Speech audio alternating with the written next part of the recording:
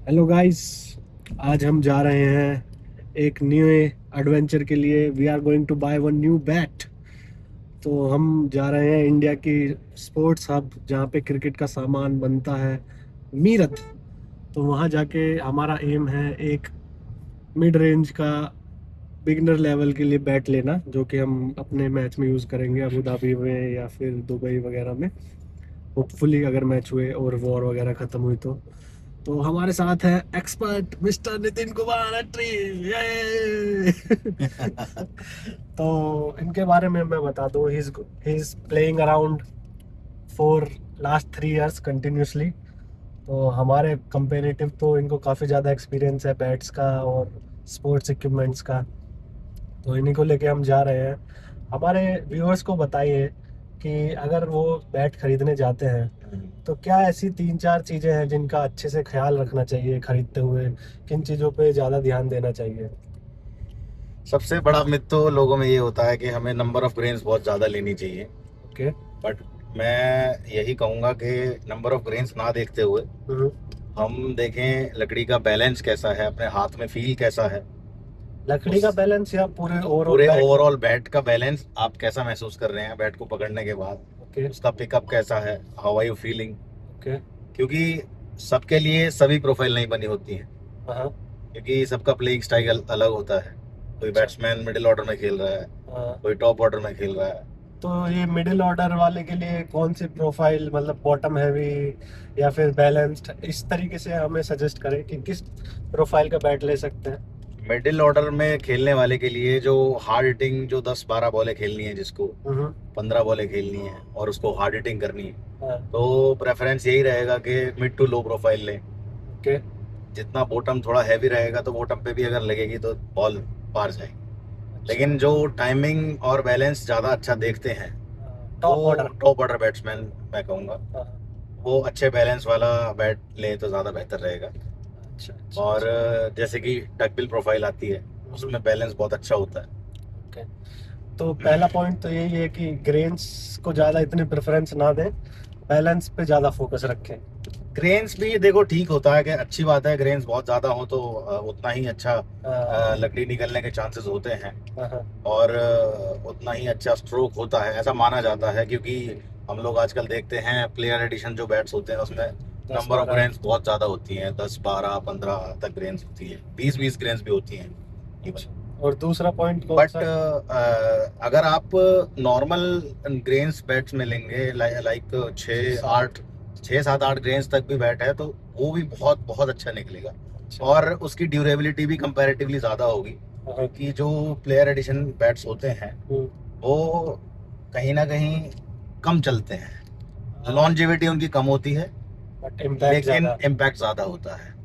इसीलिए वो 1 लाख का आता है बैट, क्योंकि उसमें स्ट्रोक बहुत ज़्यादा होता है। आप इसको बनाते हो 6-7 ग्रेन्स वाला बैट जो होता है, उसको आप नॉक करते हो, समय देते हो, 1-2 साल बाद वो और अच्छा होता चला जाता है। इसलिए ये लंबा टिकता है बैट।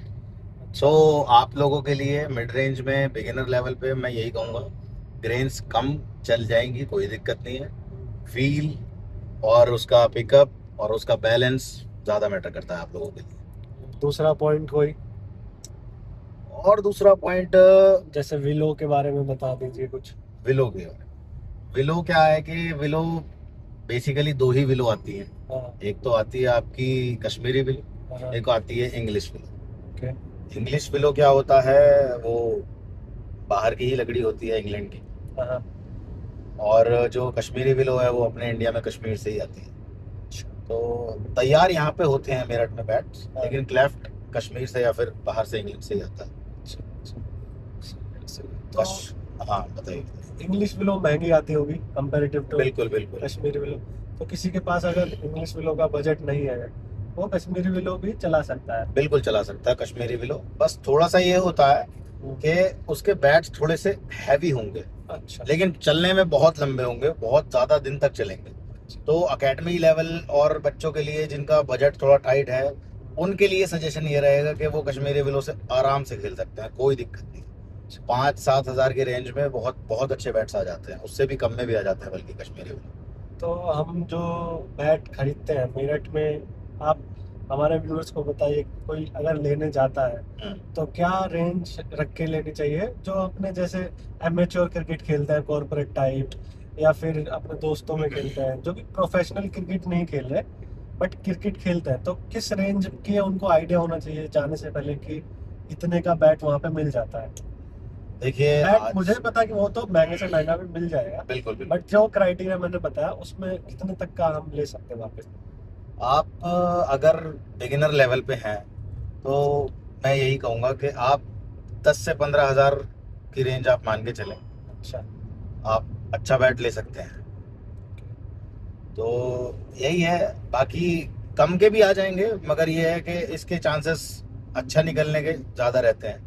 जो सभी मैंने क्राइटेरिया बताया है उसको अगर हम देखें, 4-6 ग्रेन्स 7 ग्रेन्स वाला बैट जो है लगभग 15 हज़ार तक की रेंज में आ जाएगा। बेहतर बैट होगा, अच्छी कंपनी का बैट होगा, अच्छा चलेगा, अच्छा निकलेगा। और वैल्यू फॉर मनी। हाँ, वैल्यू फॉर मनी बिल्कुल। मतलब सस्ते में भी आ जाएगा बट आपको वैल्यू चाहिए अपने पैसे की, तो थोड़ा सा आपको 10-15 हज़ार रेंज में पुश करके आपको अच्छा बैट मिलेगा जो आपको ज़्यादा लॉन्जिविटी देगा और ज़्यादा बेहतर फील कराएगा। बिल्कुल। और ये नोकिंग और ऑयलिंग, टेपिंग, ये सब का क्या इम्पोर्टेंस है बैट खरीदते टाइम? इसको तुरंत कराना चाहिए या फिर थोड़े दिन खेलने के बाद, क्या मतलब सही रहता है? देखिए, नॉकिंग, ऑयलिंग, टेपिंग, ये सभी चीज़ें एक बहुत ही इम्पोर्टेंट प्रोसेस है मैं कहूँगा। ओके। जब भी आप एक नया बैट लेते हैं, वो क्योंकि कोई भी आदमी है अगर बैट ले रहा है तो वो फीलिंग सिर्फ वही बता सकता है जो बैट खरीद रहा है अपना पहला। यस। इवन आपने देखा होगा लोग बाग अपने साथ बैट रख के सोते हैं, यस। और उनके लिए मतलब वो इट्स लाइक सेकंड वाइफ मैं कहूँगा। हाँ। और फिर उसको प्रोटेक्ट करना ही आपका एक काम बन जाता है एक्चुअली। तो उसको प्रोटेक्ट करने का तरीका ही है, अगर आप उसको टेपिंग कर रहे हैं, टेपिंग का मतलब कुछ नहीं है to apply a face tape, protective layer. हाँ, प्रोटेक्टिव लेयर हो जाती है, जिससे कि आप जब एजेस पे बॉल आके लगेगी तो वो निकल ना जाए, टूट चिप ना ना हो जाए, जाए। चिप ना हो जाए। तो इसीलिए हम तो उसकी ये टेपिंग करते हैं। हाथ के हाथ करा लेनी चाहिए या फिर थोड़े दिन हम वैसे भी न्यूड भी यूज कर सकते हैं बैट को? न्यूड यूज ना किया जाए तो ज्यादा बेहतर रहेगा। क्योंकि हम प्रोफेशनल मैच में देखते हैं, हालांकि मुझे उसका लॉजिक थोड़ा थोड़ा समझ आ रहा है कि उनके लिए तो एक बैट टूट भी गया तो क्या है, नहीं नहीं, ऐसा नहीं है, क्योंकि वो तो देखिए बिना किसी इन सब चीज के यूज करते हैं। बैट, देखिए क्रिकेटर्स जो है कितना भी अफोर्ड कर सकते हो, कितना भी महंगा बैट यूज कर सकते हो, या फिर लेकिन बात यही है कि उनके लिए भी उनका बैट बहुत ज्यादा प्रेशियस होता है। आप अच्छे प्लेयर्स को देखेंगे तो वो क्लियर फेस से नहीं खेलते हैं, वो भी फेस टेप लगाते हैं। फेस नहीं तो एटलीस्ट एज टेप जरूर लगाते हैं, क्योंकि उनके लिए भी बैट उतना ही इम्पोर्टेंट होता है। कोई बैट अच्छा चल जाता है तो वो भी किसी को नहीं देना चाहते, ये चीज आप जानते हैं, और आपने देखा भी होगा तिलक वर्मा तो या फिर और संजू सैमसन। ये तो टेपिंग की हो गई, नॉकिंग और ऑयलिंग का क्या? नॉकिंग और ऑयलिंग का बेसिकली ये काम होता है, जो ऑयलिंग है वो लकड़ी में जो क्लेफ्ट होती है उसकी बैट में मॉइस्चर कंटेंट को एक ऑप्टिमम लेवल पे रखने के लिए हम ऑयलिंग करते हैं। अगर आपको फील हो रहा है कि बहुत ज़्यादा ड्राइनेस आ गई है तो आप ऑयलिंग कर सकते हैं। 1 और 2 ड्रॉप्स ऑफ लिंसीड ऑयल आप आराम से डाल सकते हैं उसके ऊपर, फेस के ऊपर। और बॉटम में कभी भी ऑयलिंग ना करें। क्यों? बॉटम में ऑयलिंग करने का कोई फायदा नहीं है। फेस पे और बैकवर्ड जो है फेस के जस्ट पीछे वाला एरिया उस पर कर सकते हैं, स्टिकर वाले एरिया में करने की जरूरत नहीं है, और बॉटम में करने की जरूरत नहीं है, वरना फिर। और जब भी आप ऑयलिंग करते हैं बैट को आप सीधा वर्टिकली डाउनवर्ड ना रखें। अब उसको रखने से क्या होता है कि आपका बैट का सारा जो मॉइस्चर है वो कहीं ना कहीं नीचे आ जाता है, ठीक है, तो उसकी वजह से आपका बैट खराब हो सकता है। तो ऑयलिंग के मोटा मोटा फायदा है क्या basically? Why do we do it?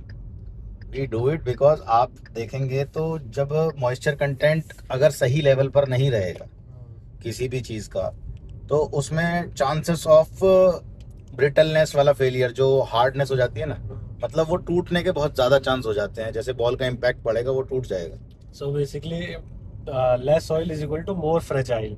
अगर लकड़ी ड्राई है तो वो it's more chances to get damaged. बिल्कुल बिल्कुल। तो ड्राइनेस को प्रोटेक्ट करने के लिए लिटिल बिट ऑफ ऑयल। बिल्कुल। Okay, and what about knocking? Knocking का कॉन्सेप्ट ये है, जब आप नया बैट खरीदते हैं तो आप डायरेक्टली उसको नहीं ले जाते हैं मैच में? मैच में। आप खेलने के लिए उसको डायरेक्टली नहीं ले जाएंगे, क्योंकि जो नया बॉल होता है, हाँ। नया लेदर बॉल होता है, वो हार्ड होता है। ओके। और हार्ड होता है तो क्या होता है कि उसके चांसेस रहते हैं टूटने के, वो टूट सकता है बैट। तो इतने हार्ड बॉल से? हाँ, और आप देखेंगे, अगर आपने कभी यूज़ किया हो या फिर आप कभी करें, तो आप डायरेक्टली अगर यूज़ करेंगे तो बैट में मार्क्स आ जाते हैं। हाँ, तो मार्क्स ना, डेंट पड़ हाँ, जाते हैं। डेंट पड़ जाते हैं। ये इसीलिए होता है क्योंकि उस समय थोड़ा सा सॉफ्ट होता है वुड। और उसकी क्या है कि हम उसको अगर नॉक करेंगे अच्छे से, तो वो पूरी तरीके से जो है कंप्रेस हो जाएगा। कंप्रेस हो जाएगा। हाँ, हाँ, तो हालांकि बैट प्रेसिंग भी लोग करके दे रहे हैं अच्छे से, कंपनियां जो है। But still there are still chances. Bat को नॉक करना क्या है, बहुत ज्यादा जरूरी है, और स्ट्रोक भी खुल जाते हैं बैट्स के। तो नॉकिंग का यही है कि जब नया बैट आता है तो लकड़ी सॉफ्ट होती है, बिल्कुल बिल्कुल तो वो वही है कि हार्ड लेदर बॉल उसको डैमेज या डेंट कर सकती है, बिल्कुल इसलिए हम। बिल्कुल। तो नॉकिंग का कैसे, मतलब कितने दिन तक, किस इंटेंसिटी से, कब तक करनी चाहिए? अभी क्या है कि जहाँ से आप बैट खरीदते हैं वहाँ पर या फिर किसी भी शॉप पर हाँ, नॉकिंग के ऑप्शंस अवेलेबल हैं। वो क्या है, मशीन नॉकिंग कर देते हैं आपके लिए। ओके। उससे क्या है कि बहुत यूनिफॉर्मली नॉकिंग होती है, और आपका कहीं भी कोई मतलब इम्बैलेंस के चांसेस नहीं रहते हैं। आप अपने हाथ से नॉकिंग करते हैं हाँ, तो क्योंकि चारों आप तरफ यूनिफॉर्म नहीं हो इतना, पाती। हाँ, नॉन यूनिफॉर्म हो जाता है, वो परफेक्शन नहीं आ पाता है। हाँ, क्योंकि आप हैमर से कर रहे हैं, हो सकता है आपने अच्छे से एजेस ना बनाए हो सकता है आपने जो सेंटर वाला एरिया है उस पे ही ज़्यादा फोकस किया हो। हाँ। लेकिन जो मशीन नॉकिंग है, उसमें सिर्फ टाइमर सेट करने की ज़रूरत होती है, और नॉक्स पर सेकंड के हिसाब से वो नॉक कर देता है पूरे एरिया को यूनिफॉर्मली। तो ये सर्विस मेरठ वगैरह में तो अवेलेबल होगी? मेरठ में भी अवेलेबल है, दिल्ली में भी, हर जगह अवेलेबल है आजकल। जहाँ थोड़ा सा डिसेंट क्रिकेट मार्केट है वहाँ पे मिल जाएगी। बिल्कुल बिल्कुल। ठीक है। अभी ये तो बेसिक्स थे आपको बैट बाय करने की गाइड के। अभी हम चलते हैं मेरठ, वहाँ देखेंगे क्या ऑप्शन अवेलेबल है, and will get a new bat. Let's see. काफ़ी सारे बल्ले यहाँ पे हमने चेक करे, एसएस से लेके टन से लेके एसजी, एमआरएफ, सी8, न्यू बैलेंस, सबके चेक करे। और आप देख सकते हैं काफ़ी सारे यहाँ पे अच्छे अच्छे बल्ले लगे थे, बट ये सब हमारी आउट ऑफ रेंज थे। इतने बल्लों में समझ नहीं आता कौन सा अच्छा है, कौन सा लेना चाहिए। फिर इसको बजट के हिसाब से ही देखना पड़ता है। और बजट के नाम पे है, ये देखिए डेविड वार्नर का बल्ला था ये, 1 लाख रुपए का, डीएससी का। थोड़े बहुत हमने पिंग चेक करा बल्लों का, देखा कैसा इसका बाउंस है। बैट लेने के बाद हम आ गए नॉकिंग की दुकान पे। यहाँ पे ये नए बैट्स की नॉकिंग करते हैं, रेडी टू प्ले बैट बना देते हैं। बेसिकली जो हम वो वुडन हैमर से करते हैं, वो एक मशीन के थ्रू यूनिफॉर्मली कर देते हैं। उसके बाद हमने भी अपना बैट दे दिया नॉकिंग के लिए, और नॉकिंग स्टार्ट हो गई। हमने 10,000 रेप्स लगवाए इस बैट पे, रेडी टू प्ले बैट। और लास्ट में हमने इसकी फेस टेप लगवा के इसको कर लिया फिनिश, और ले जाने के लिए तैयार। We have purchased our bat finally. After 2 घंटे के बाद हमने चूज करा है this bat. This is DSC fearless blue 111।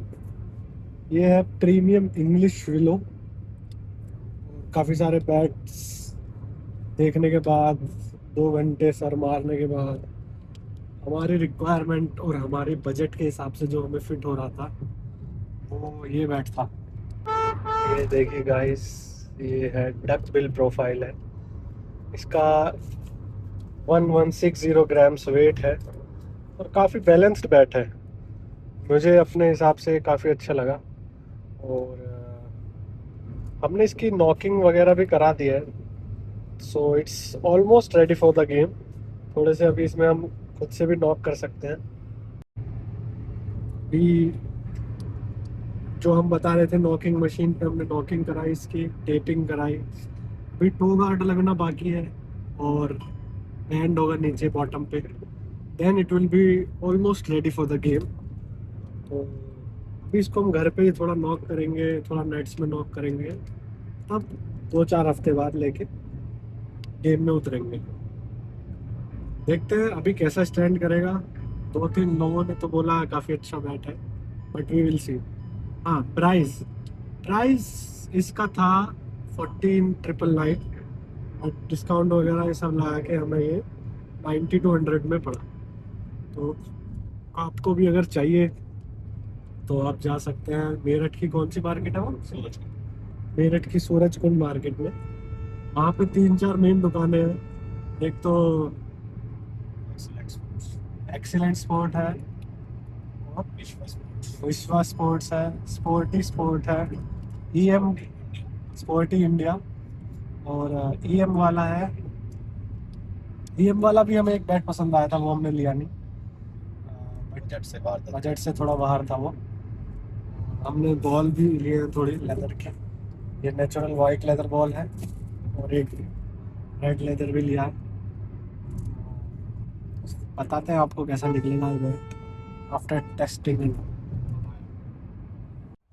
ये था इसका पिंग टेस्ट जो हमने घर पे आके करा।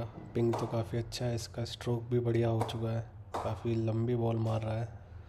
अभी देखते हैं बाद में कैसा परफॉर्म करेगा मैच में।